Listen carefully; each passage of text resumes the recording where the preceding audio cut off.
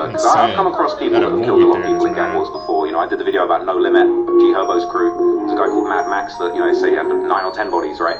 But I think, for me, where I felt he became a serial killer was you got these multiple murders. There's more than 3 murders, and they're more than a month apart. Some of them are years apart. It was really like, when he became famous, the personal gratification that he seemed to get out of killing, I would say he was responsible for the murder of FBG Duck in a way that he felt responsible. He tweeted a go emoji like minutes after Duck was killed. What's up, YouTube? Welcome back to the channel. How you guys doing? Hopefully you guys are doing alright, man. If you guys are brand new to the channel, you guys don't know what we do. We break down scary and creepy videos on and on the web, from YouTube videos to TikTok videos, IG reels, Facebook, anything weird, usual, and unexplained you can find right here on this channel. Just want to thank the supporters, man, who's been subscribing to the channel, hitting that post notification bell, hitting that like button, man. You're helping us grow the seekers. I can really appreciate the support, man. Let's do what we do best. Let's seek the truth. Did you know that there's a disturbing backstory to this children's book?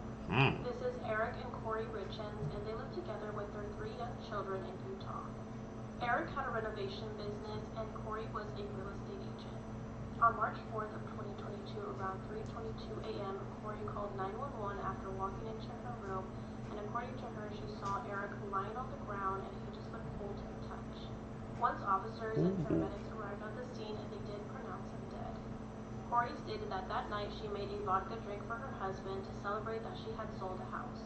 She then stated she went to go lay down with one of her children in their room because they were having nightmares, and she returned to her and her husband's room around 3 a.m., and that's when she found Eric on the floor.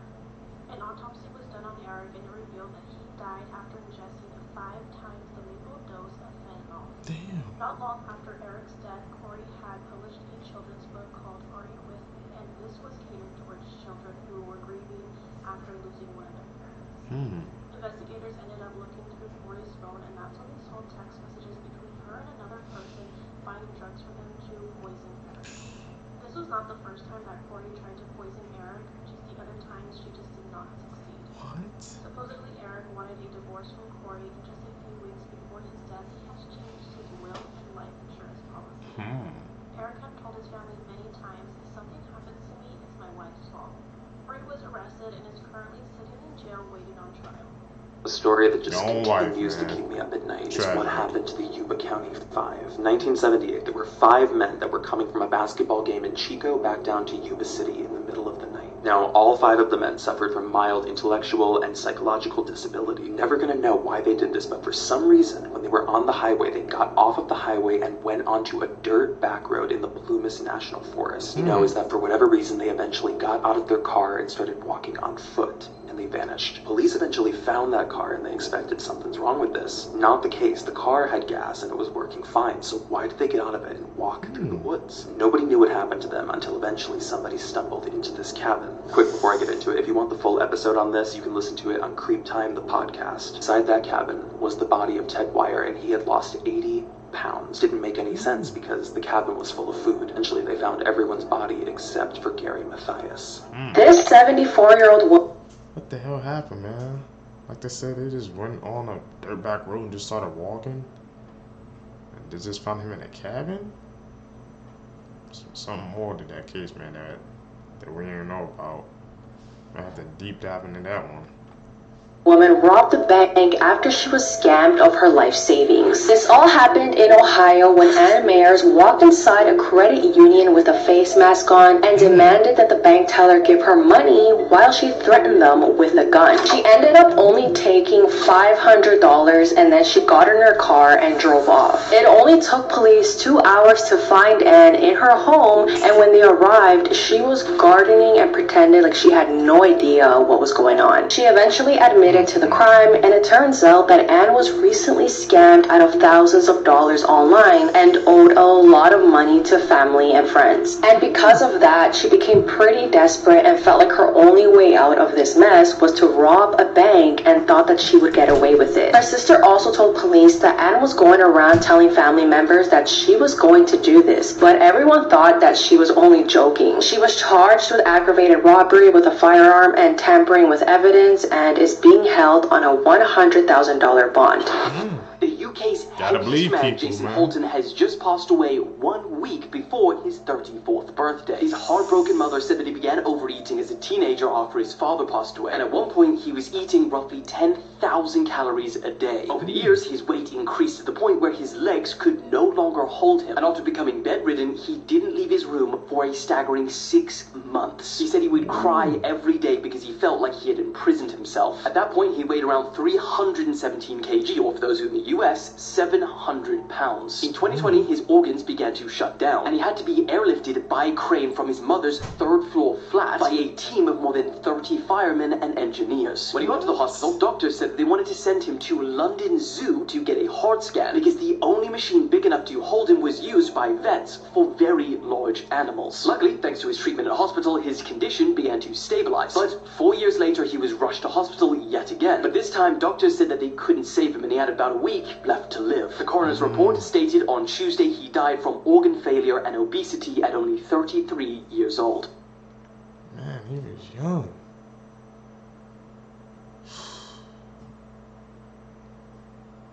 I can't believe you said it took like a team of that many people just to get him down with that crane. That's insane, man.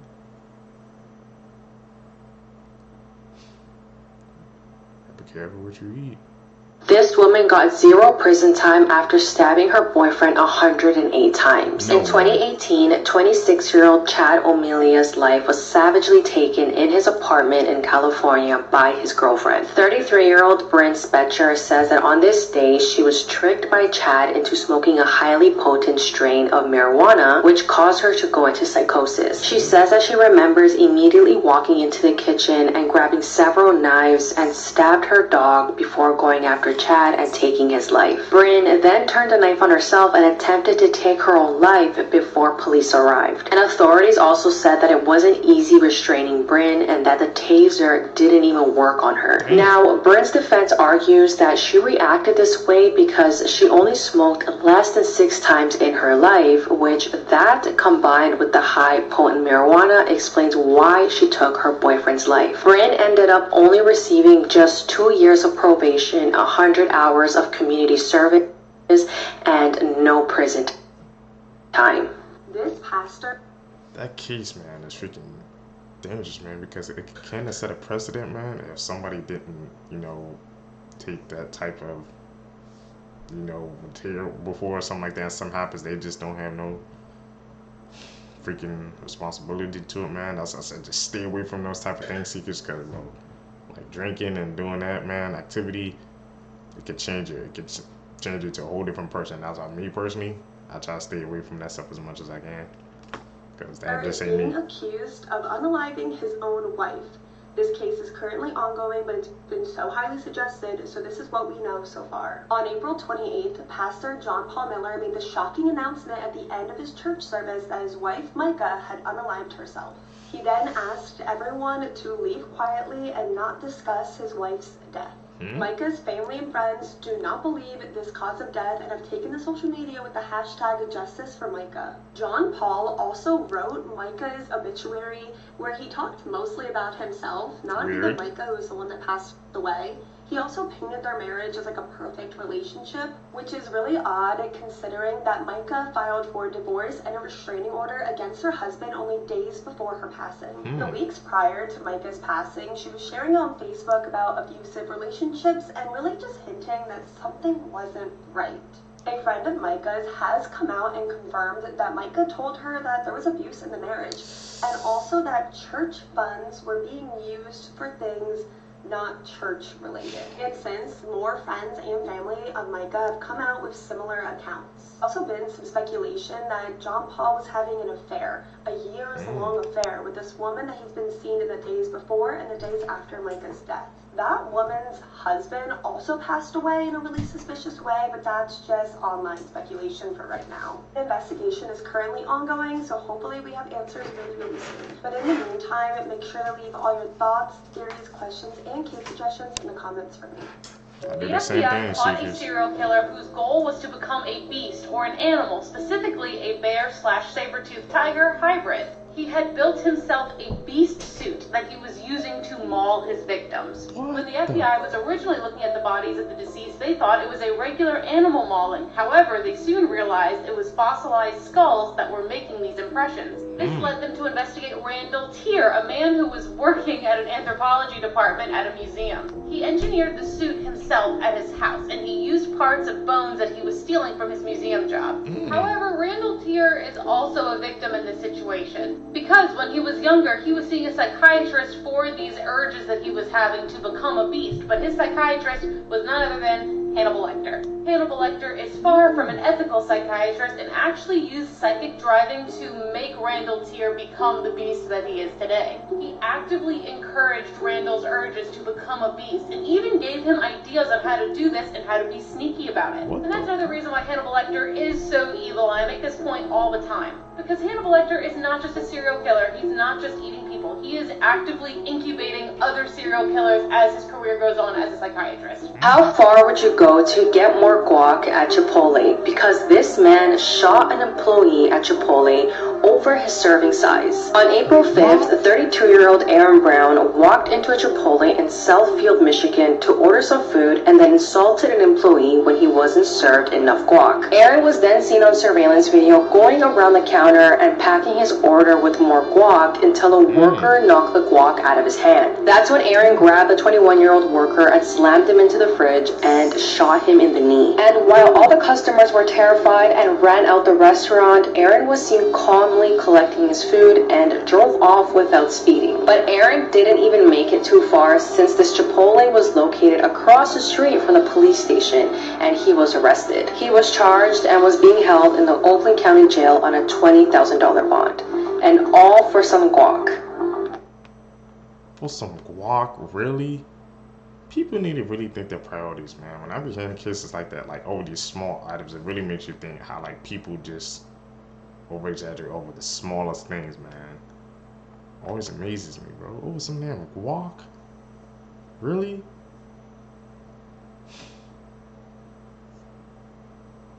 You can just ask for extra, man? Let's edit. Call it out like I see it. Damn, teleconnected too. Do you think that you would be able to predict if someone in your life is or could become a serial killer? Is there a trait that they all have in common? Is there a recipe that creates a serial killer? Are they born evil? Is it a product of their environment?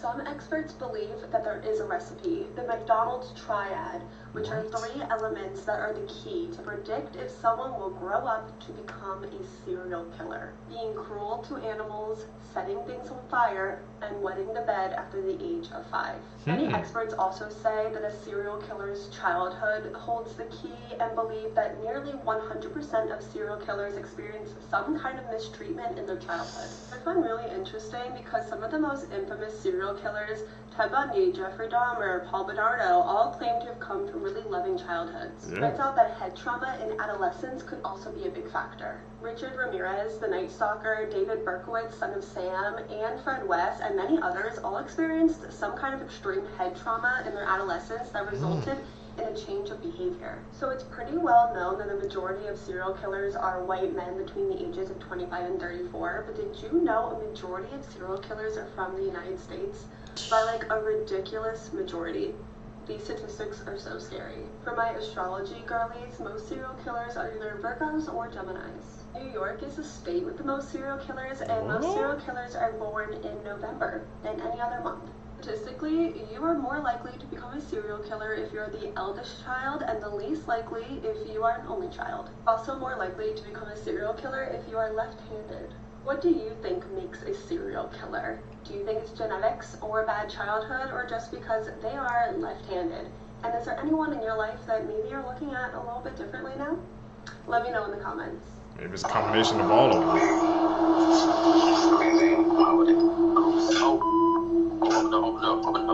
So if you didn't know, this woman's name is Brianna Williams, and what you just watched was her reaction to finding out the police had discovered her sinister secret. So back in early November of 2019, Brianna contacts the police in order to report her 5-year-old daughter, Taylor Williams, missing, stating that she had seen her the night before, but in the morning she was gone. Taylor's disappearance sent shockwaves through the community, and people quickly began looking for her, but she was nowhere to be found. However, weeks into the investigation, doubts began to surface as detectives realized Brianna's story just doesn't make sense.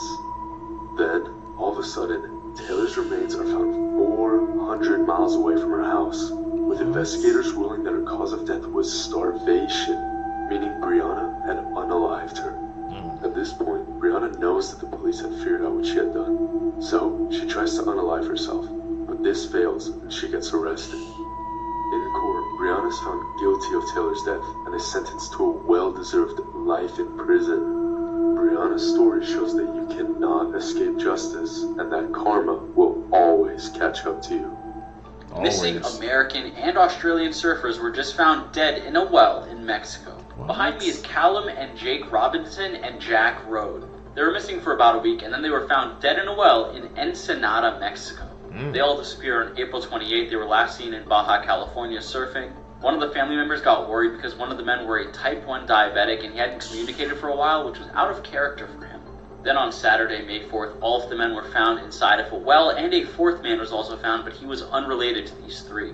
Apparently, the fourth random man's body had been there for a long time, so I'm assuming this is kind of a reoccurring thing that was happening. They were killing people and stuffing them in the well here. Police believe these men were killed by thieves trying to steal things from their trucks, such as tires, catalytic converters, stuff like that. All three men were fatally shot and dumped inside of the well. And 3 men in connection with his death have been arrested. Names have not been released yet. And apparently this well was boarded up, making it nearly impossible to find. Let me know what you guys think about this story in the comment section below. And as always, these videos are for informational purposes only.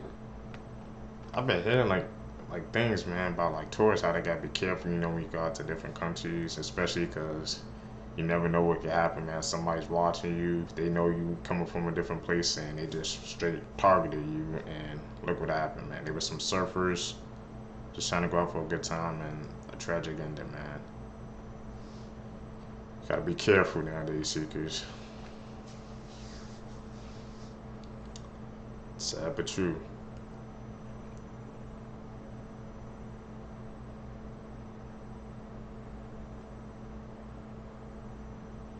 Edit.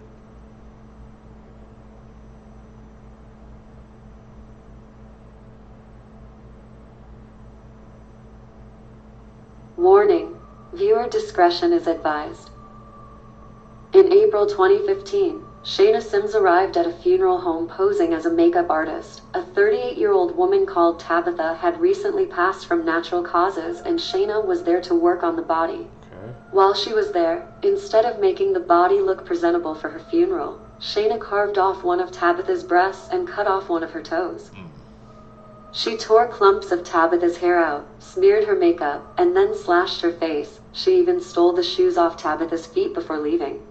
The attack was discovered by 2 horrified members of the funeral home who raced to tell the manager about what they had found. The police later arrested Shayna, and she was found with a folding knife with strands of Tabitha's hair still attached to it, as well as a pair of scissors, a box cutter, and various makeup items. During the trial, it was revealed that Shayna had snapped after learning that her husband was apparently having an affair with Tabitha. Seething with anger, she took brutal revenge on her love rival, and was found guilty of eating a body, interrupting a funeral, and unlawful removal of a body part from a deceased person.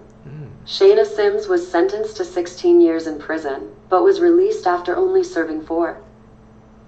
Update, James ruining the vacations with her TikToks. That was the last TikTok ever posted by TikToker Anthony Barajas, aka Anthony Michael. On July 26, 2021, Anthony and his friend Riley were seeing a movie. On that evening, they were seeing the ironically violent film The Forever Purge, which itself is a critique on American violence.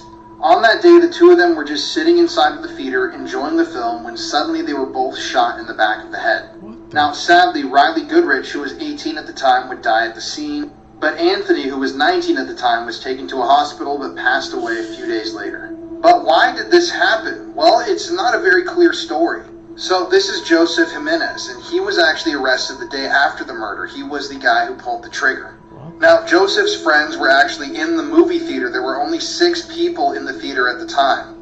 And they said that during the movie, Joseph was acting strange. He was mumbling to himself, and at one point he left the theater and came back in with some sort of a package. Joseph's friends then left the theater because they were afraid of what he might do, and a few moments later they saw Joseph running out of the side door, getting into his vehicle and speeding away. So it turns out that Joseph had just randomly decided to murder Riley and Anthony. There was no motivation. He didn't know these two. He just decided he had to kill somebody. And strangely, their bodies weren't discovered until after the movie was over, because there was only 6 people in the theater, including Joseph, his 3 friends, and these 2. So according to Joseph, he was hearing voices that were saying his friends and family were going to be killed if he didn't take a life. He also stated that he wished he didn't do it, but unfortunately, you can't take back an action like that. It's just chilling that even just sitting in a movie theater, an act of violence like this can strike you. And obviously, rest in peace to Riley and Anthony. This is such a tragic story. The reason that I felt Von was a serial killer, because I've come across people that have killed a lot of people in gang wars before. You know, I did the video about No Limit, G Herbo's crew. There's a guy called Mad Max that, you know, they say he had 9 or 10 bodies, right? But I think, for me, where I felt he became a serial killer was you got these multiple murders. There's more than 3 murders, more than a month apart, some of them are years apart. It was really like, when he became famous, the personal gratification that he seemed to get out of killing, I would say he was responsible for the murder of FBG Duck in a way that he felt responsible. He tweeted a goat emoji like minutes after Duck was killed. You know, he got a lot of personal gratification out of these killings. I think he wanted to continue these killings. He wanted the whole world to know. I wish I'd have thought of this when I made the documentary. I've only thought of it after, but I feel like Von, I feel like he's the closest I could describe him to a traditional serial killer is the Zodiac Killer. Because Von killed all these people, he became famous, he wanted everyone to know that he killed all these people. You know, you ain't a killer if you only got 2 bodies. Like, talk about bodies, I got 2, 4 plus 3, 3 plus 2. Like, Von wanted the whole world to know that he was killing. He was putting out these codes. He was getting this personal gratification from killing, and he still wanted to kill. He wanted to have Duck killed. He wanted to have Man killed. There was a supposed rumored body in Atlanta. Now, I kind of disproved that in the video, but it's like, he wanted people to know he was a killer. I think he was more interested in getting people killed than rapping. I heard about, or seen some videos on there how I seen King Von was really like that, bro. I know, like, he had that different side to him, man. Might have to check out a video or 2. What do you guys think? Believe that about King Von? Here's what Baby Reindeer didn't tell you. Unless you've been living under a rock for the past few weeks, you will probably have heard of Baby Reindeer. It's a new series on Netflix, which is a harrowing account of abuse and stalking. Now, it's told by the actual victim in this case, who plays himself. However, there are a few things that have been missed out. Now, Richard Gadd, as I said, was the victim in this case and told the story by playing himself. But Richard was actually a lot more successful than he gave himself credit for in the drama. He featured as an actor on Outlander and Click, and he also more recently co-wrote an episode of Sex Education. Obviously, we know Martha's real name and identity were left out of the series. Richard also intentionally changed elements of her character. He said that he wanted to change bits of her life, as well as obviously using a different name for her in the series, so that she wouldn't be hounded in real life. He actually wanted to prevent people from harassing the real stalker. Another element that was left out of the story were exactly how many messages his stalker left for him. Now, Richard has since stated that there were over 41,000 emails, 744 tweets, and 46 Facebook messages from 4 different Facebook accounts. He stated that the total length of all of the voicemails that the real Martha left for him totaled over 350 hours. Damn. She also sent him 106 pages of actual physical letters, which we never saw in the series. Richard stated that not only did his stalker send him emails, Facebook messages, and tweets, she actually also sent him physical gifts. These gifts included an actual baby reindeer toy as a present, and she also sent him sleeping tablets and boxers. Another true crime story of how they were caught. Lee Hartley, a lieutenant in the Navy, was on a carrier warship when he started feeling ill. Started having stomach cramps and vomiting. He would get better, but then get sick again. And it got so bad, he had to get flown out to Florida, where he later died in the hospital. A savvy doctor noticed that all his organs had been so damaged that he suspected there might be heavy metal poisoning. And and he requested that at an autopsy. Because of that, doctor, they tested for possible poisons, and they found that there was arsenic in his system. Now police had to look at 4,000 possible suspects aboard the ship. Police scoured all over the ship but couldn't find the source of the arsenic. Police were also able to learn that while he was in Spain 3 months before his death, he was also feeling ill along with another shipmate. Police also found out when the ship stopped in Spain, his wife had actually flown out to meet with him for 8 days. She had cooked both men breakfast before they fell ill. Police interviewed his wife Pamela, and she denied involvement and would pass a polygraph test, and the case would go cold for 13 years. Then in 1995, police reopened the investigation and started interviewing people close to the family. Police interviewed Pam's brother, who actually said she had recruited him to try to kill her husband, but he refused. Arsenic is retained in the fingernails and hair of victims longer, so forensics were able to look at a strand of his hair to get a timeline of when he ingested the arsenic and how long he'd been exposed to it. Police determined that his wife Pamela sent him care packages when he was on deployment, and through those hair samples learned that he first got ill just a few weeks when he was on his deployment. He was then sick in Spain when his wife was there. Police believe the victim consumed baked goods from his wife while he was on ship, and he continued to fall ill before he was hospitalized. Police also noted that Pam visited him in the hospital in Florida, and the arsenic samples spiked yet again while she was there with him. Police interrogated Pamela and confronted her with the evidence and information, and she quickly confessed. She told police she loved her husband so much she didn't want to break his heart by getting a divorce. What's crazy is she was charged with second-degree murder, would get a 40-year sentence, but would be released after 16 years. But that was how she was caught. Crazy, man. These people, they just can't lead the relationships if like both of them being alive or something like that. It's like, well, when somebody wants to end a relationship, they always have to do the unthinkable, man, to end it all, because she said she don't want to break his heart. But look what happened. These cases seekers, man, learn more and more each and every single day. If you guys stay with me to the end of the video, if you're a truth seeker seeking the truth, I really appreciate the support, man. Like I said, guys, if you guys want me to react to other different TikTok clips, man, like I said, guys, follow me on my social medias, and you guys can send me the clips in my DMs so I can incorporate them into the next video, man. If you guys want me to check out some more stuff, like I said, I'm also working on making a Discord, man, but it's more complicated than I thought, but I'm trying to work through it. So at least if you guys don't want to send me it on my social medias, I can make up the Discord and you guys can send it there. But we're growing seekers. Really appreciate the support, man. We're gonna keep going. I'm uploading daily this whole month, man. So we need it. I want to see some clapping emojis in the comment section down below, man. So you guys support. You guys gonna catch you in the next one, man. I'm out. Peace, seekers. What's up, YouTube? Welcome back to the channel. How you guys doing? Hopefully you guys are doing all right, man. If you guys are brand new to the channel, what we do is we break down scary and creepy videos on the net, on the web, from YouTube videos to TikTok videos, IG reels, Facebook, anything weird, usual, and unexplained you can find right here on this channel. Just want to thank you guys for the support, subscribing to the channel, hitting that post notification bell, man, and hitting that like button, man. That helps us grow, our community together. So really appreciate the support. Let's do what we do best. Seek the truth.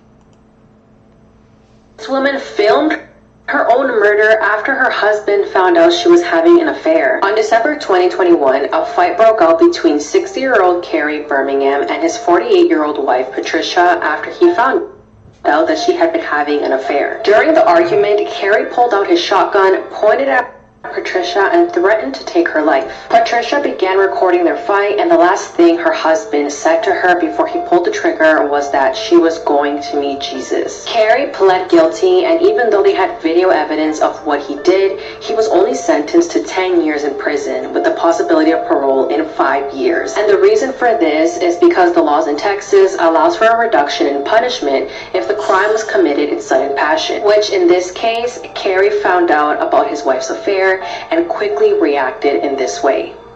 So they changed that law, man? He took her life because of it. On September 20th of 2015, Fidel Lopez and his girlfriend Maria Nemeth were inside of his apartment drinking. Maria ended up getting very intoxicated, and they both ended up in a closet. Okay. They began to have intercourse, and Maria had said the name of her ex-husband twice. Once Fidel had heard what Maria said, he became enraged. At that point, Fidel left Maria in the closet while he went through the apartment and began to break things. He had shattered a glass door and punched holes into the wall. Fidel then went back into the closet and Maria was lying unconscious. Fidel then decided to insert a beer bottle, a hair straightener, and both of his fists inside of Maria. Maria started to bleed and Fidel stated this is when he became a monster. Fidel then admitted to pulling out Maria's intestines. Maria had never gained consciousness during this time. He then carried Maria to the bathroom to put water on her face, but she still did not wake up. Fidel then washed the blood off of his hands and went outside to smoke a cigarette. He started to panic and then went to the bathroom to check on Maria. She was no longer breathing, so that's when he decided to call 911. Maria was taken to the hospital and she was pronounced dead. Fidel was sentenced to life in prison and ended up taking a plea deal to avoid the death penalty. This is proof we aren't alone. Okay, so this alien-looking creature was recently captured on video, and... Shapeshifter? We gotta see this.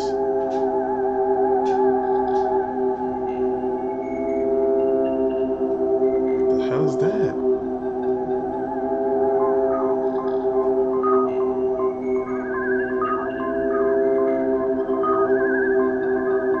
Oh man. Is this an edit? Or is this legit?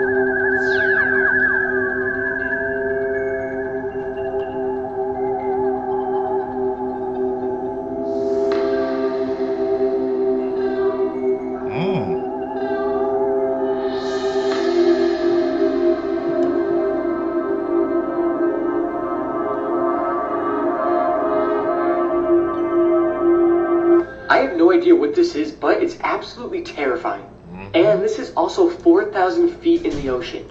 Ooh. We need to talk. 4,000 feet? And you guys see, because you know we haven't even explored like half of the ocean, so that could be a possibility, man. Is that legit? Or is that cap? You guys know what to do. About the smiling dog. The smiling dog is a demonic creature that looks like a dog but has human teeth. Photos of this creature were sent to people all over the world. And once a photo was seen, the smile dog would enter the viewer's dream.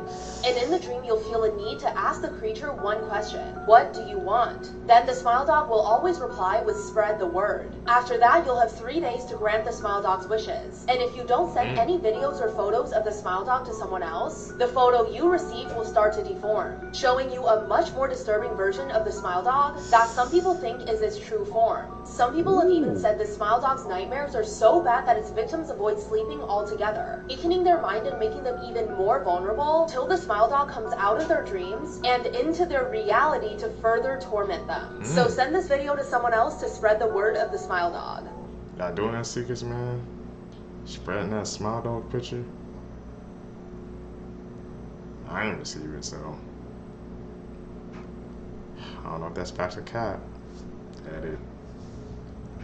Anytime I sort of revisit the story of Carly Gousset, I'm reminded that that is one of the most chilling stories that I've ever heard come out of California. This is Carly. She was pretty young at the time. She was only a junior in high school, and all of this took place up in Mono County. This is in California. Very, very rural. When I'm saying rural, I'm serious. Like, there's nothing out there. Carly didn't really have a lot of issues. I mean, most people reported that she was a pretty good kid, but in the weeks leading up to her disappearance, her friends noticed that she seemed paranoid. She felt like somebody was tracking her on her phone, but she never said who. Fast forward, she ends up going to a party. She does something at that party that I can't say, and then she has a complete meltdown, a total episode. He allegedly even bit her own boyfriend at the time and then ran off into the street into the darkness before getting picked up by her stepmother. From what I read, it sounded like the parents pretty much stayed up with her all night because they were waiting for her to come down from whatever it was that she took.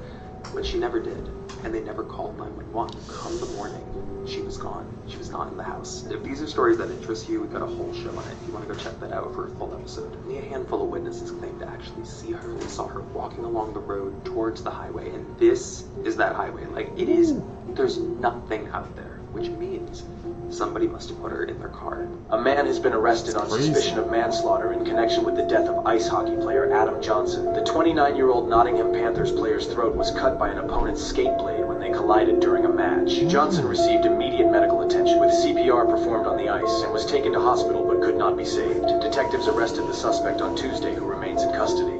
Dirty animal facts. I think I remember I seen that video trend on Twitter. It's just like, I don't know, it was just like trending everywhere. People yesterday were saying that the guy did it on purpose. And that was just a disturbing video, man. So looks like you got justice. You wish you never knew. Part 4. When a scorpion loses its tail, it also loses its anus. So if you pick it up by its tail, or it decides to sting something and can't let go, also then losing its anus. Not sure how it goes to the bathroom then, but that's not my problem. Madagascar hissing cockroaches are so loud they can actually be mistaken for an oncoming train. So next time you're walking somewhere and you think that you hear a train, it may just be a few cockroaches having a party. Don't forget to like and follow if you enjoyed the series and want to see it. Your wish is my command. Here are 3 animals that look like they're the spawn of Satan, but actually harmless. First up, we've got the basking shark. Now, don't get me wrong, if I saw this daddy behind me while I was swimming, I'd shit the equivalent to an average human in 1 year in 1 second. But believe it or not, they're actually chill. They're one of the boys. Oh, yes, their mouth is so wide that they could theoretically fit your entire extended family in there. They're a passive predator, mainly feeding on zooplankton. And you won't end up in here because they're really not interested in humans. Bit fucking rude, but however, that isn't me saying you should go up to one and give it a big fucking hug. Maybe keep your social distance for this one. Next up, we've got what the fuck are you? This is an eye-eye. Now, yes, if you were camping in the middle of the night and went out and saw this creature, I'd say you'd probably have a negative reaction. But this budget-ass gremlin and long middle finger is harmless. It doesn't go for humans, it goes for insects and grubs from tree trunks. Are you a fucking tree trunk? The worst it'll do is give you the biggest fuck-off middle finger of your life. Finally, we got the tailless whip scorpion. Oh yeah, quickly share the video and tag one friend. Love ya! Now, you may recognize it from Harry Potter, but this little shit hurts it. They're harmless and not even venomous. Even provoked, they're chill. Elon! Crazy animal facts, alright. Especially about that scorpion. I ain't messing with any of that, bro. Can't believe if you pick it up with its tail, that means you're picking it up by its anus, man. The more you know. Tap in with us, man. You're gonna learn some facts. TikTok videos help find his son's killer. This is 19-year-old Luis Carlos Laguna Jr., and he was born on September 8th of 2004. He was from Arlington, Texas, and he had a passion for music, dancing, and his Chevy Silverado. November 18th of 2023, Luis had attended a ranch party in Fort Worth, Texas with his friends. As they were leaving, they got into an argument with another group of individuals. It was strictly verbal, just arguing back and forth. The two groups ended up separating, and Luis had went on his way with his friends.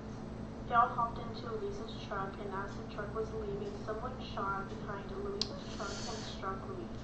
Luis was then transported to a local hospital in critical condition, but unfortunately passed away. The medical examiner's office confirmed that his cause of death was a gunshot wound to his head. Fort Worth Police Department had stated that they were still looking for a suspect, and if anyone had any kind of information to please come forward. Weeks started passing by, weeks turned into months, and still they had nothing. Luis's father, Carlos Laguna Sr., had started to post videos on his TikTok. He would post videos about memories with his son, then he started to talk about his son's case. Carlos did this in hopes that it would reach the right person, and that person would come forward with any information about his son's killer. About 5 months after Luis's death, a detective called Carlos to let him know that they had found Luis's killer. That person is 20-year-old Martin Ramirez Lopez, and he is currently sitting in jail charged with the murder of Luis. Detectives mentioned to Carlos that his TikTok videos did help and that someone had came forward. One thing about Carlos, he was not going to give up. Rest in peace to Luis, and he'd never be forgotten. DJ said Power of TikTok. was some good too. Too much of their weed. So on the night of the 13th, David, DJ, Bradley, and Austin were all over at his house. They were hanging out in that camper trailer, they were smoking, hanging out, and DJ gave Eric some kind of signal. And then Eric got up and he left the room. He didn't stay out of the room for more than a few minutes. So I don't know if he was curious about how the murder was going or what, but he came back to be with the others eventually. Except at this point when he came back in, David wasn't in the room. DJ, Austin, and Bradley had locked him in a bathroom. Now David didn't seem too worried at this point. He actually thought his friends were just kind of messing around with him, maybe playing a prank, you get it. But then they let him out of the bathroom. They turned off the lights and they started beating him. And that's when David got really scared. He apparently begged them to stop, but nobody would. They even used to start pistol whipping him. So once they found a pretty remote area, they pulled David out of the car, they walked him into the woods, laid him on the ground, and then DJ shot him in the head. At least, that's how things happened the first time that Eric told his story. But the police made him come in for 2 other interrogations, and each time Eric gave them a confession, it would change. One of the biggest differences was that a couple of times Eric said that the killer was not DJ. It was someone who was listed in the police report as AB. Those are Austin Barrett's initials. By now, the detectives were convinced that Eric was the ringleader in all of this. Even if they didn't know who actually fired the fatal shot, they still had no idea what the motive was for David's murder. But they were confident that Eric was behind all of it, and that Austin, DJ, and Bradley helped him pull off this crime, and then helped dump the body. Riley Strain's mom finally gave an interview to News Nation, and she talked about the final text that was sent from Riley to her about his drink. People have not talked about this case in a couple of weeks, and this is a pretty big break considering we still don't have footage from inside the bar. If you need a refresher on the case, Riley Strain, he was a fraternity brother who was down on a trip with his frat. He was down in Nashville, and he was kicked out of a bar. See him on camera when he hits the street level. He is hammered.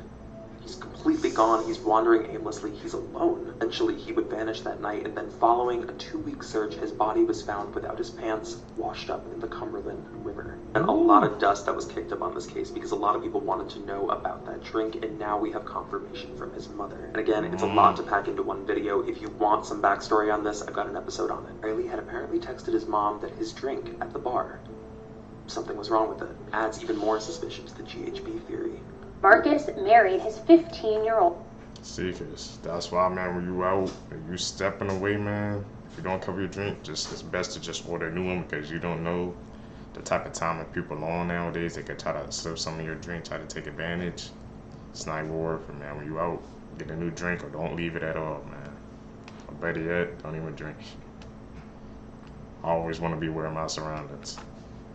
Stepdaughter. My heart goes out to her. She was way too young to be dealing with anything like this. And even though their finances don't sound like they were especially stable, they kept having children. I mean, think pregnancy after pregnancy. Because by the time she was 26 years old, Elizabeth had given birth, and this is not an exaggeration, 11 times. Now, given that the first pregnancy was when she was 15, that works out to a baby every single year. I can't even imagine. It's literally like you're pregnant for 10 years straight. Yep. That would be horrific. I didn't mind being pregnant, but that would be horrific. I mean, it honestly would be hard on anyone, but she was also so young that it would make it that much more difficult. Marcus basically stole her childhood away from her in so many different ways.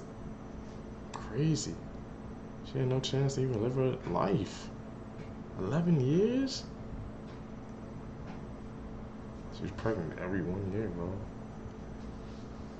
A sick story, man. On Monday, April 15th, 21-year-old Thomas Elliott was inside a Target pretending to shop when he first began following a woman around the store. This woman said that she was shopping for clothes for her grandbaby when she noticed Elliott was standing way too close to her. And then she saw that he was holding his phone in a weird angle, pointing straight at her. She said her first thought was that this man may have been trying to Bluetooth her information from her phone onto his phone. She gave him this weird look like, "What the hell are you doing?" So he backed off and apologized and said that he was only looking at clothes that was hung beside her. So this woman walked away and continued to shop, but she still felt like something was off. She then noticed he was getting really close to another woman in the store, the same way he was doing to her. She thought this was too much of a coincidence, so she followed him around at a distance and wanted to see what he was up to. At this point, she felt like this guy was being really suspicious, so she put her phone in the cup holder of her shopping cart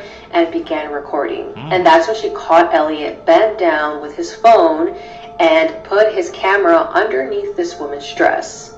Behind me is one of the most famous true crime cases ever. And to this day, it still remains unsolved. This one is called Who Killed JonBenet? And I am partnering with Lifetime to bring you guys the best of the best for true crime film. JonBenet was absolutely gorgeous, and she was in many beauty pageants. She had a loving mother and father, and also a brother.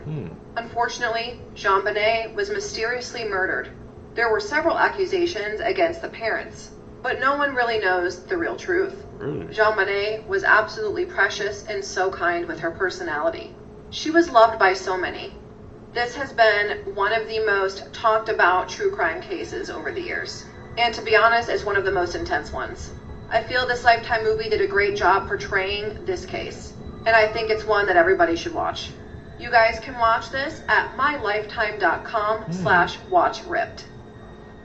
This picture famously surfaced from 1941 because something looks very off about it. This guy, a lot of people cite this picture as proof of time travel because not only does he seemingly look very modern and out of place, but he also appears to be holding a camera that's very small, too small for any commercial grade camera of 1941. But let me explain why this is debunked. The modern t-shirt he's wearing, it's a logo for the Montreal Maroons, which was a hockey team from the 40s. The glasses were also available. They had protective side shields in the 40s too. But what about that camera? It's small enough to be a digital camera, but they did not have commercial grade cameras that were this small in the 40s. Incorrect. Kodak confirmed of a rare model of a small portable camera that was limited, but it was available by 1941, which makes this photo completely plausible. They debunked that quick. Could there still be more truth to that, or could they debunk it because they don't want nobody else looking into the truth? Dig deeper into that story. What do you guys think? Who would think selling unlimited 10-cent beers to sports fans is a bad idea? Not the Cleveland Indians when they played against the Texas Rangers on June 4th. 10 cents? It's a deal of a lifetime. This led to 60,000 cups of beer being sold to the 25,000 people in attendance.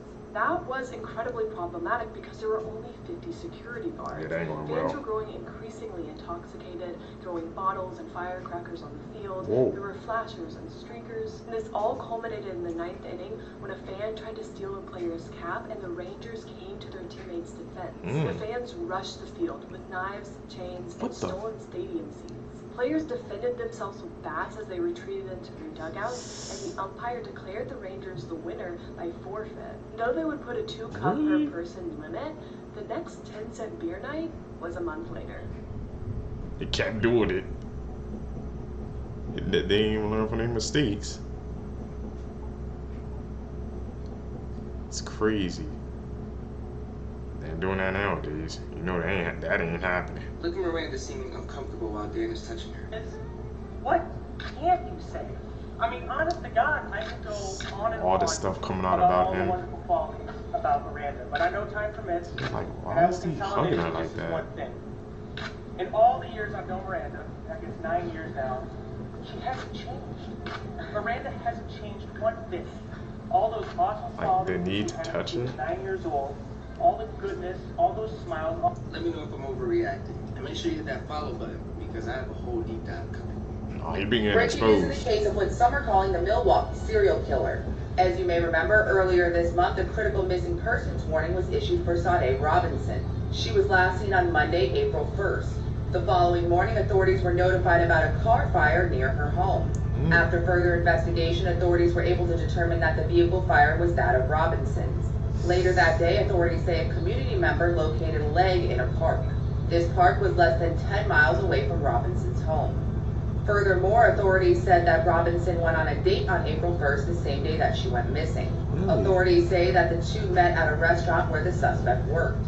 The bartender who used to work there with the suspect said that they were seen having, quote, casual conversations. This was before leaving together. The two then reportedly went to another bar before they went back to the suspect's home. On Friday, 33-year-old Maxwell Anderson was charged in connection with the crime. The following day, the sheriff's department located another body part near the scene of the car fire. During the weekend that followed, additional remains were also located near a site where the remains had been discovered on April 5th. Authorities said cell phone data ultimately led them to the arrest. After taking the suspect into custody, they said that there was BLOOD located inside of his home. However, they have now released information stating that BLOOD is not the victim's. A lieutenant who is a former Milwaukee investigator and who also worked on the Jeffrey Dahmer case said that this is not surprising to him. He said, quote, "They haven't said whose BLOOD it is, but it could be his." Really? He finished by saying, quote, "I don't think this leads to the suspicion that there are other victims out there." At this time, he has pled not guilty and is being held on a $5 million bond. To stay up to date on this case, make sure you click the playlist below. I'll keep you guys updated. What do you think? Drop in the comments. Here's 5 celebrities who True, didn't know killed somebody and what exactly went down. The last two are particularly weird and creepy.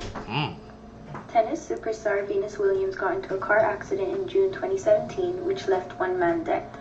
Williams was driving in Palm Beach, Florida, when she rushed into an intersection despite not having the right of way, and she was T-boned by the car.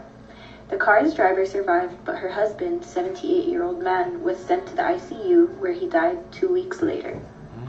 Alec Baldwin discharged a prop gun that led to the death of cinematographer Helena Hutchins on the set of his movie Rust in New Mexico on October 21st, 2021. Saw that. Authorities with the Santa Fe County Sheriff's Office said that they were investigating the incident and trying to determine what type of projectile was discharged exactly.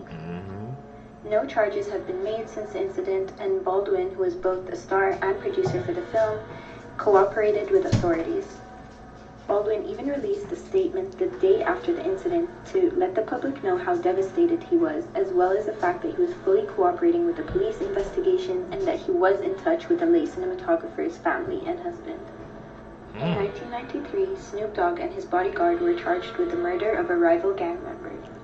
Snoop was defended by attorney Johnny Cochran and was acquitted after years and years of court battles. In 1978, Sex Pistols bassist Sid Vicious fatally stabbed his girlfriend Nancy Spungen. When he was first questioned, he claimed to have found her dead on the bathroom floor of their hotel room, but he later admitted that he had stabbed her but didn't actually intend to kill her. Although he was charged with her murder, Vicious never actually stood trial as he died of a drug overdose while out on bail. In 2012, Smallville and Sons of Anarchy actor Johnny Lewis broke into the home of an 81-year-old woman called Catherine David, ransacked her home, and then killed her and her cat. He was never questioned as he actually fell or jumped from a roof and died straight after. It was later revealed that he had been born into a Scientologist family and worked for the church's drug rehab group, Narconon. Despite a history of drug abuse, though, the autopsy report showed that he actually had no drugs or alcohol in his system at the time of his death. It's like there's some dark secrets, man, behind the Hollywood wall, man, that I learned every single day watching these videos, you guys. That first story you saw, I never even knew something like that even happened, man, to the Williams sisters. Damn. Hollywood is it's like so dark, man, behind the scenes. You gotta seek the truth, man. Have you ever heard the crazy story on how the show To Catch a Predator with Chris Hansen got canceled? If you've never seen that show before, it was so ahead of its time. So basically, Chris Hansen and his team would go online and pretend to be children or teenagers and chat with online predators, and then invite the creeps over, saying like, "My parents aren't home." Then the creeps would go over to what they thought was a child's home, but be greeted with Chris Hansen and get arrested. Typically the men that they would catch on the show would be lowlifes with no real influence in society at all. Until Texas District Attorney Bill Conrad started chatting with one of the show's online decoys, sending inappropriate photos to what he thought was an underage boy. On every single episode of the show, they had to convince these online creeps to actually meet up in person. But Bill didn't want to meet in person. This is complete speculation, but I'm assuming that the network knew that catching a district attorney on their show would be really good for ratings. And since Bill did not want to meet, they took camera crew, police officers, SWAT teams, and raided Bill's home. This is unlike anything the show had done before. And with cameras rolling, before they were even able to speak with him, Bill Conrad unalived himself. People that were at the scene apparently immediately started talking about how this was going to make really good TV. And Dateline did go on to air an episode that featured Bill. But there was some controversy, of course. The judge that signed the search and arrest warrant apparently said that they were never made aware that a reality TV show was involved in this arrest at all, and said if they had known, they would never have signed it.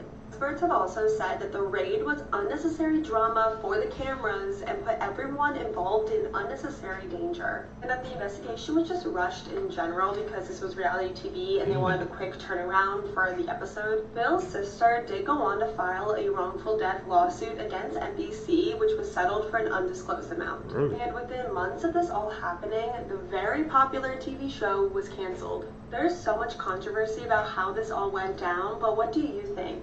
And if you were a fan of this show, did you ever hear about this before? Canceled it, man, because they caught somebody person involved.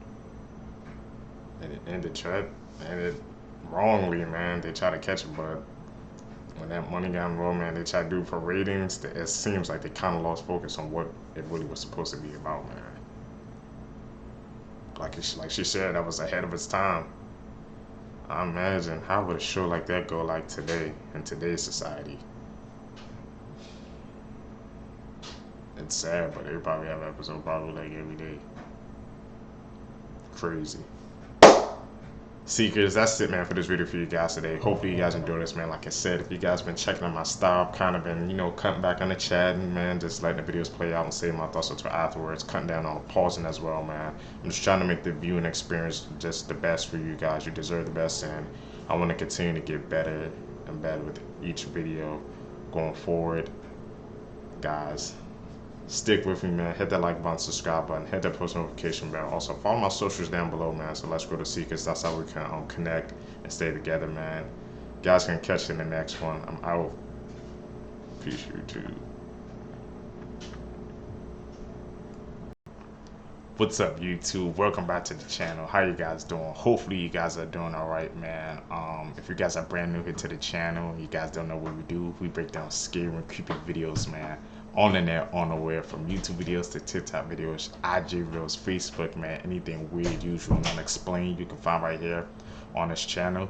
Like I said, I want to thank you guys, the Seekers who's tapping into the channel, subscribing, hitting that post notification bell, hitting that like button, man. I really appreciate your support. Like I said, you guys have been seeing guys kind of want me to switch it up, man. If you guys want me to switch it up, send you guys videos like to my Instagram, Twitter, man, anywhere where I can try to download them, put them in the next video. I would really appreciate that. But that's what we do best.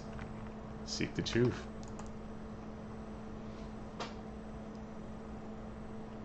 Unusual deaths in 2022. Just a few weeks ago, a 32-year-old man named Khalil Kimi was swimming at a pool party in Israel when all of a sudden a sinkhole opened up under the water, causing him to be dragged inside and sucked to his death. On January 5th, a personal trainer named Tom Mansfield died after ingesting an amount of pre-workout equivalent to 200 cups of coffee. The father of two reported that his heart started beating extremely fast and he was foaming at the mouth before he died just minutes later. The following day, on January 6th, a 16-year-old boy named Teddy Balkin was playing a JV hockey game when he fell to the ground and collided with another player. His neck was then slit by the boy's hockey skate and he died later in emergency surgery.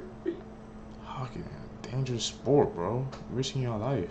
I had to get myself up and out of bed for this because I'd never heard of this case before. Welcome to Creep Time on TikTok with Celestine. These are the 13 unaccounted minutes before Patrice Andres went missing. On April 15th of 2004, Patrice, who's a local salon owner in Georgia, walks into her shop and finishes her last client at exactly 11:37 a.m. Another client then calls the shop at 11:50, to which there's no answer, which is very unlike Patrice. In that 13-minute window, something happens in that salon where Patrice goes missing. The next client comes in to find the shop empty, and police are called to the scene, which is eerily undisturbed. Aside from some missing money in the register, there's nothing that's out of place, there's no sign of a struggle, even her lunch is still sitting there warmed up. But two separate witnesses would come forward to report passing the salon within that time frame. Both witnesses come forward to report seeing a light blue sedan parked out front and two unidentified women standing next to it. One of the women was described as tall with dark hair and the other short with light hair. These eyewitness accounts mark one of the only insights as to what happened in those 13 minutes. After 20 months of searching, her remains are finally found at the bottom of a ravine, but the manner of death is unknown. Initially, her husband is suspected to be involved as maybe a jealous spouse, but a scrutinizing investigation would rule him out. She leaves behind her 15-year-old son at the time, who till this day continues to search for answers as to what really happened to his mom on April 15th. So what are your theories as to those 13 unknown minutes?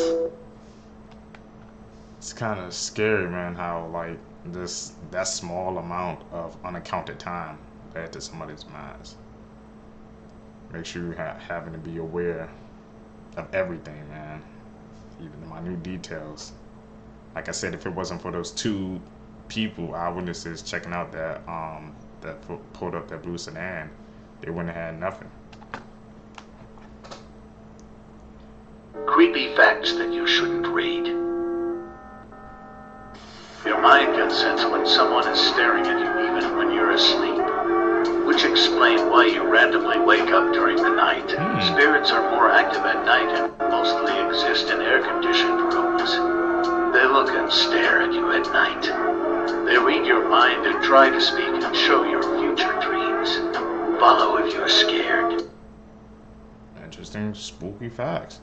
You guys believe that? Videos that seem innocent, but actually have a terrifying backstory. This video shows a man playing Dance Dance Revolution while some teens unknowingly record him and make fun of him. 6 months after this video was taken, this man, Adam Lanzo, would shoot his own mother 4 times in the head while she's sleeping, then drive to Sandy Hook Elementary School where he'd murdered 23 people. This video shows magician Tommy Cooper having a heart attack while on live TV. The audience, as well as his assistant, thought it was part of the show, so they laughed along while he died on stage. This video shows a popular CSGO streamer showing off his new McLaren. However, he was banned a week later for hacking, and this caused him to have a mental breakdown. So he purposely crashed his car into a van, killing himself, a mother, and her child. This video shows a band performing minutes before the venue burnt down and killed everyone inside. Even creepier, the band's name was Burn.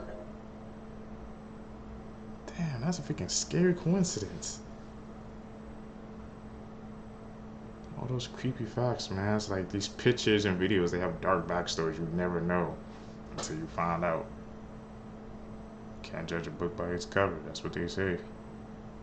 A 20-year-old cold case has had a major breakthrough after an eerie twist led to police identifying a teenage girl's remains. Midtown Jane Doe was found mysteriously entombed in cement in a former New York hotspot during construction in 2003. Investigators believe she was fatally strangled, bound with electrical wire, and wrapped in a carpet before being cemented into the building's basement. Now, Midtown Jane Doe has been identified as Patricia Kathleen McGlone, a girl from Brooklyn who was last seen in the late 1960s. DNA from a woman killed in the 9/11 attacks, also named Patricia, helped authorities identify the girl, as the two were related.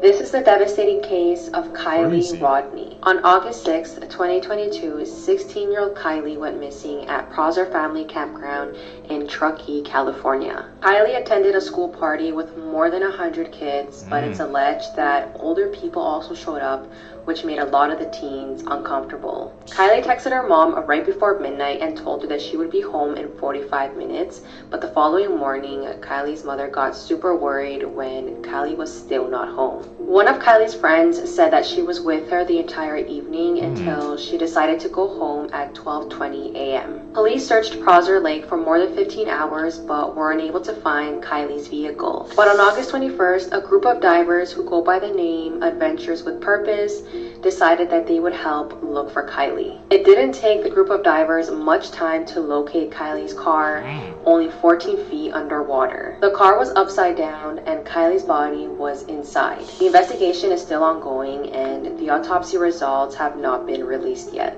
So what do you guys think happened to Kylie? Was this a tragic accident or was there foul play involved? Definitely had to be foul play, something. All those people showing up to the party, she got uncomfortable. Dark things that happen at Disney, part 23. I actually got a lot of messages asking me to cover this case.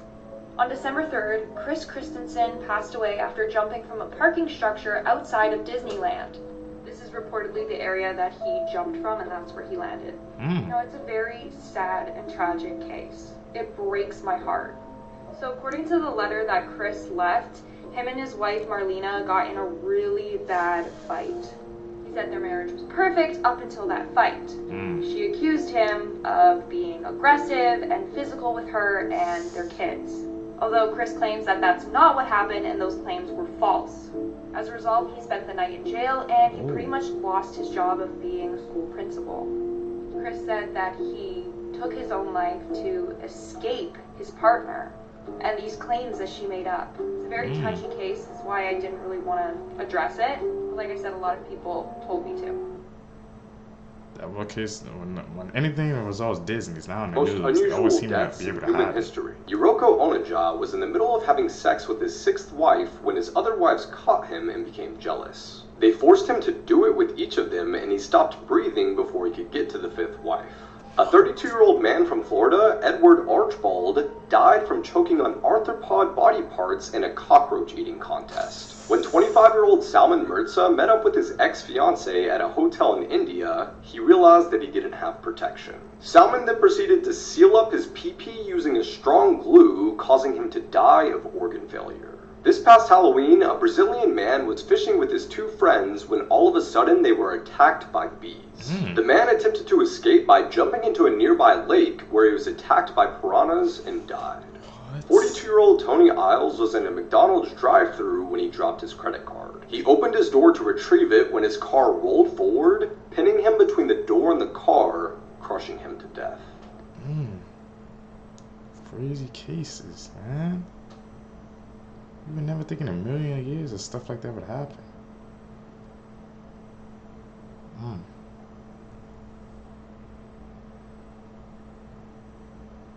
That it.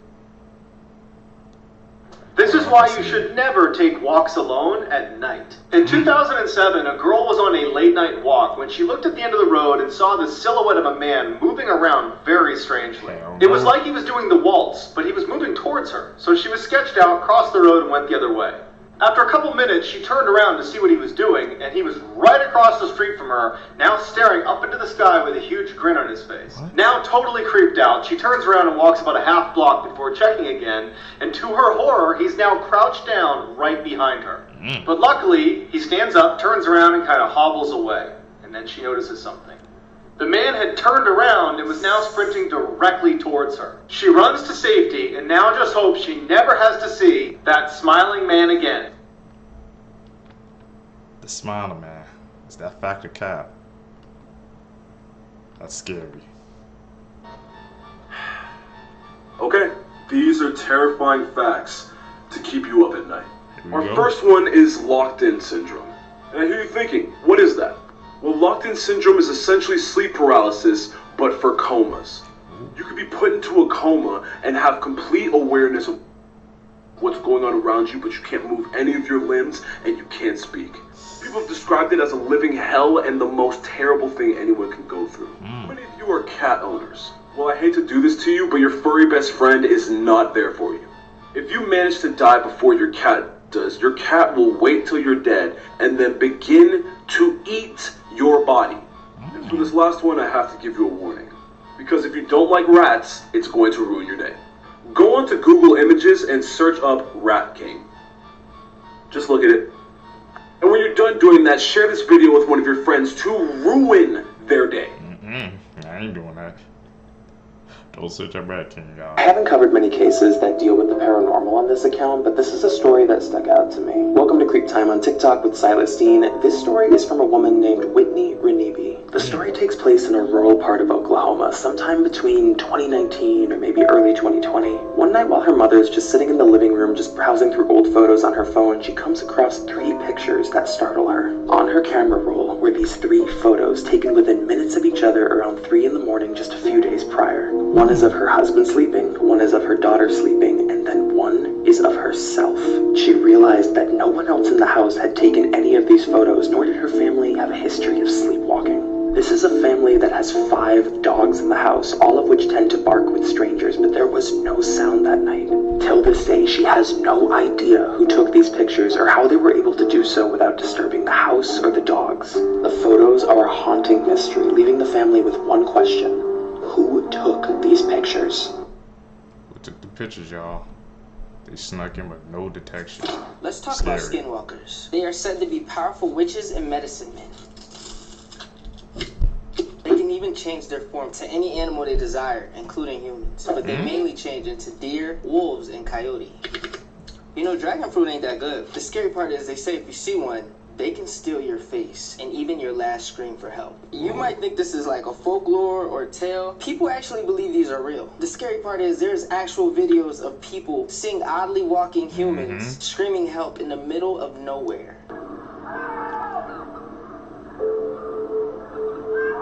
Is that a Skinwalker though? See, they say Skinwalkers pretend to be humans in distress, and if they're calling out for help, they're just trying to lure you in.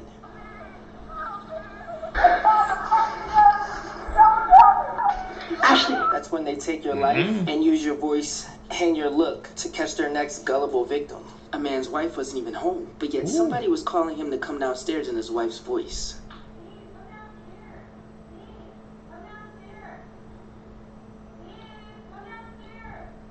Is that an edit, y'all? Is that legit?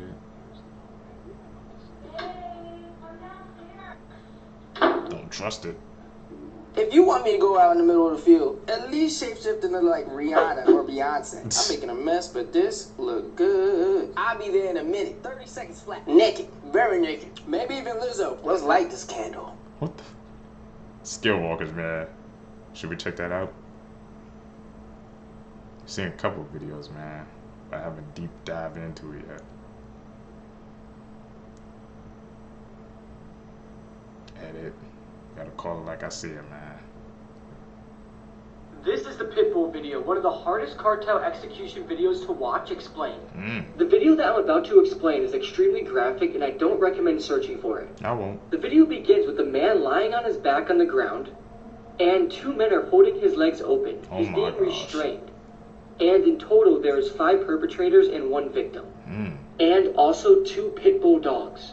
Apparently, this is the victim's punishment for allegedly doing something with a kid or to a kid. The victim is naked, and at the start of the video, the dog has done most of the work. The dog already ripped off the man's privates, and it's just a bloody mess. The dog continues to rip pieces of flesh off of where his privates used to be, and the victim is being held down, and he is also gagged, so he can't scream. But sometimes the gag came loose, and at this point, you could hear the man scream in pain.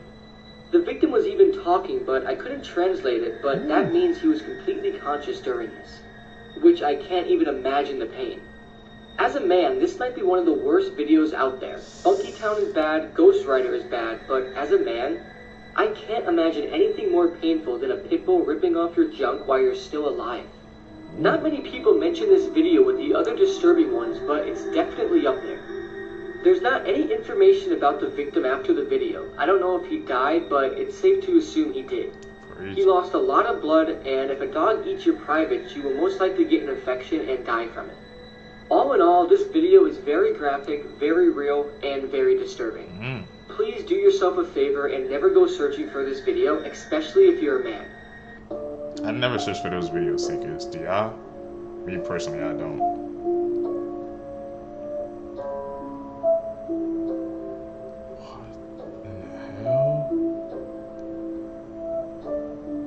Someone recently asked me what the strangest thing I've seen in a police file is, and I think I have an answer. It's this trash can. Let me explain. So this trash can was found in Joan Rish's house in 1961, immediately after she went missing. Her young daughter had gone to a neighbor's house and told the neighbor that mommy is missing and there's red paint all over the kitchen. And when the police got there, they saw that the red all over the kitchen was blood. But there were also a few really weird details like this trash can, so the police had no idea what had happened to Joan. So first and foremost is the fact that this trash can is just in the middle of the kitchen. Normally it was under the sink, but here it is, just in the middle of the kitchen for no reason. And then the content of the trash made no sense. So here is the phone receiver, which has been ripped from the wall. You can see in this photo here that the phone is still on the wall, but just the mouthpiece was ripped off and then moved across the kitchen and neatly placed on the trash. And on the phone was a fingerprint they could never identify. People hypothesized that maybe someone was there, and when Joan went to call for help, they ripped the mouthpiece off. Then there was this beer. So Joan's husband was out of town when this happened, but when he came back, he said that no one in the house drank Miller High Lifes. He didn't drink it, Joan didn't drink it, the trash had been taken out since the last time people were over, but yet there's Miller High Life next to the trash. Joan disappeared that day and was never seen again, and these 2 little pieces right here are some of the only evidence that someone else may have been in the house. They don't know if she ran away on her own, if she was taken, or what. But the whole story is really wild, and I tell it all tonight on the episode.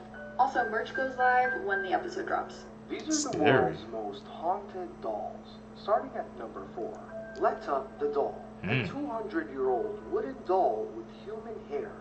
She was discovered beneath a house in Australia.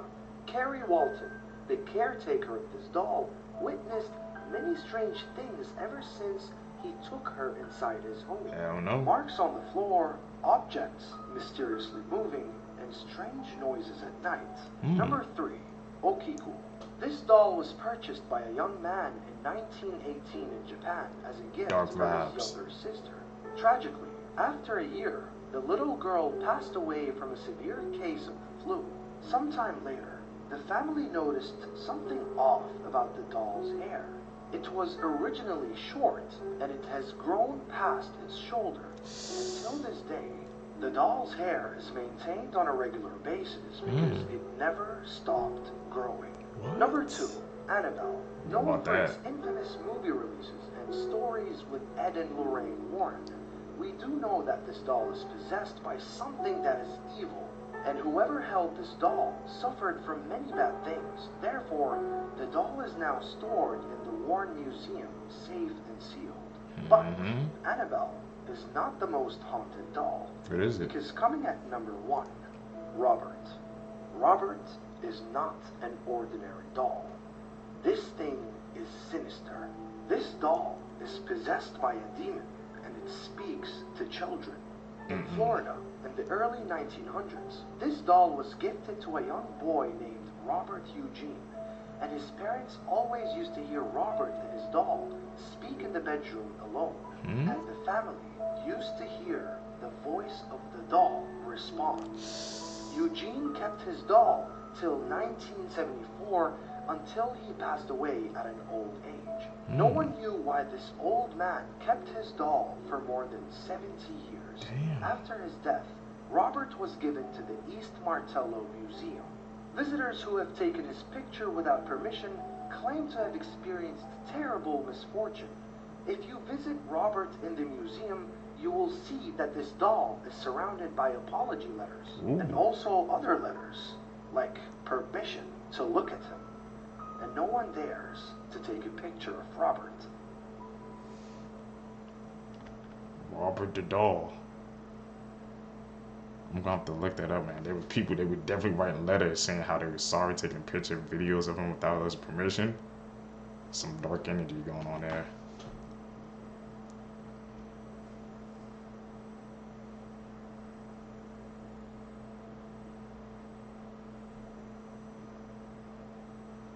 Edit. This guy is the real Humpty Dumpty, and his story is much darker than you think. Deep in the eerie town of Puddlebrook, Kentucky, resided Gilbert Eggman, a man plagued by misfortune.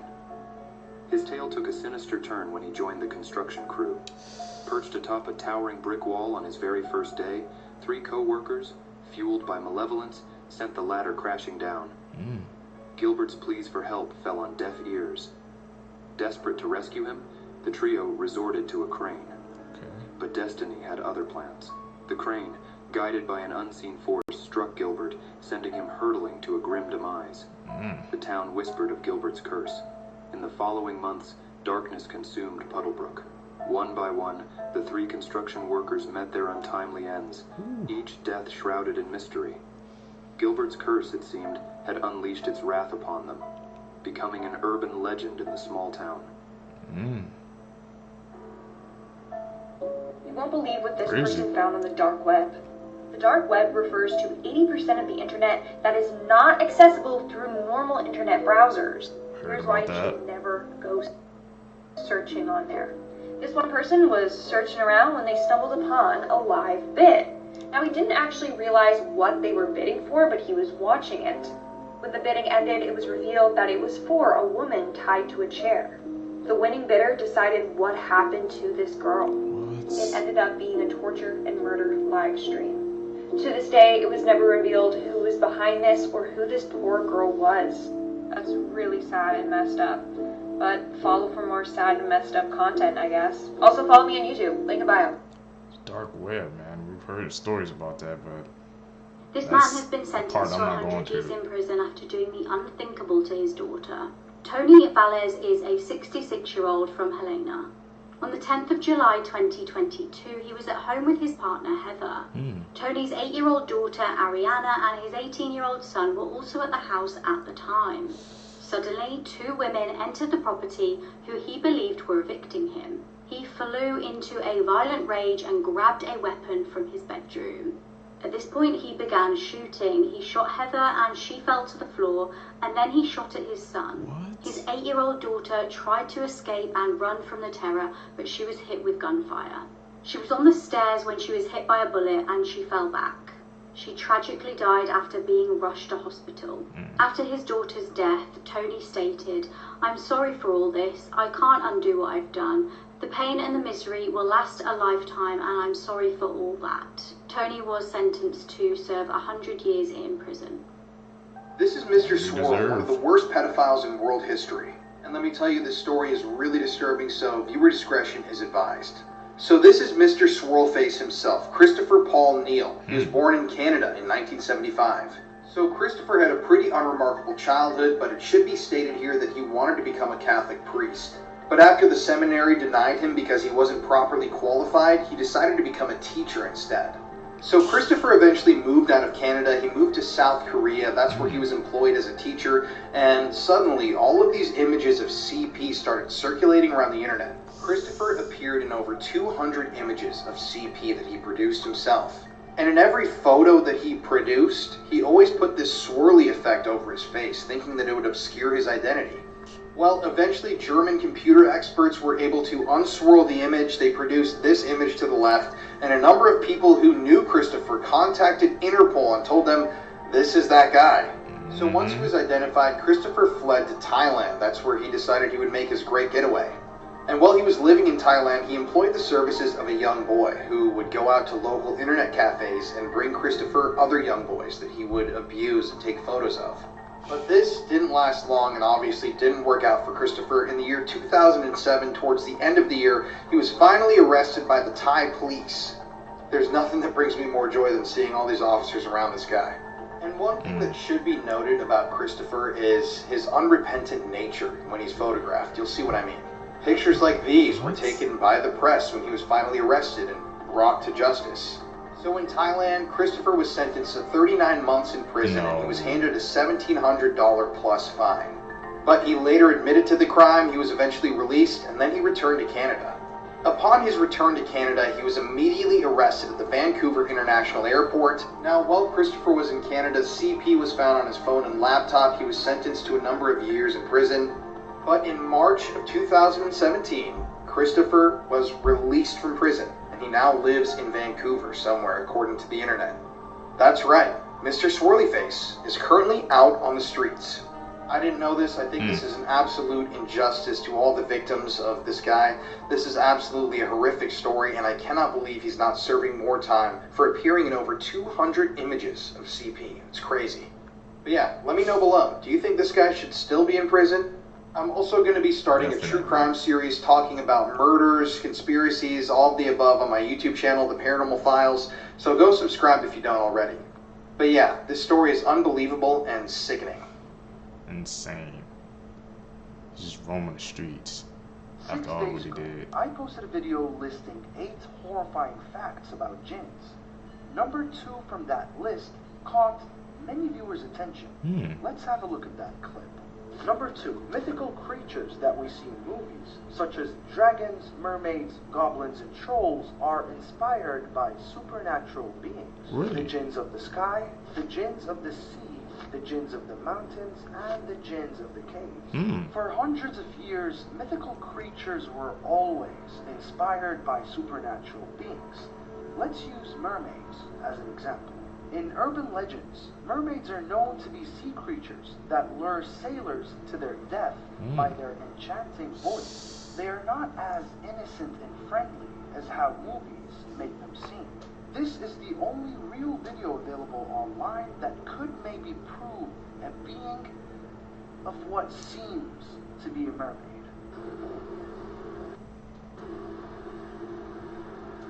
We got another one over here. Alright. What are those? Whoa. Swimming side by side, something was weird.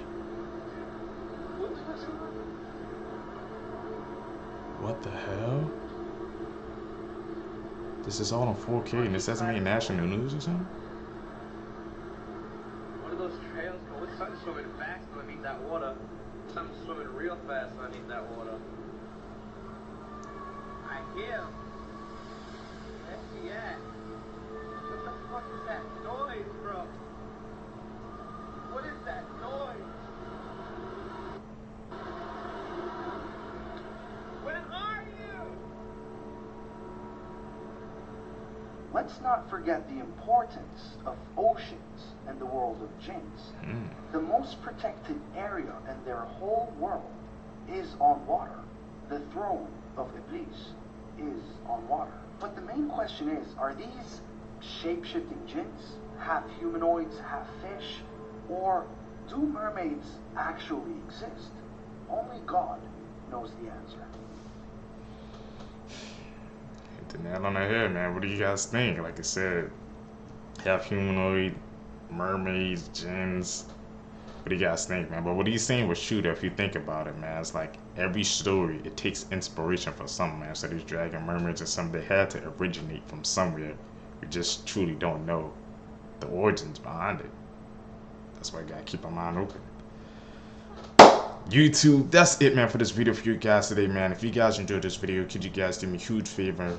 Leave a thumbs up in this video, subscribe to the channel, hit that post notification bell, man. Like I said, also, man, comment down below, guys, what you guys want to see next, man. Like I said, hope you guys been enjoying this new style and bring it to the channel. Talking less, pausing even way less, and just letting these videos play through. That's what you guys want. That's what I'm gonna do, man. And like you guys said, if you guys want me to switch up the videos, man, like I said, DM me the videos on Instagram, Twitter. That's why I said to follow me on there, so we can grow together, man. And I can get these videos out for you guys, man. What you guys want to see. You guys can catch you in the next one. I'm out. Peace, seekers.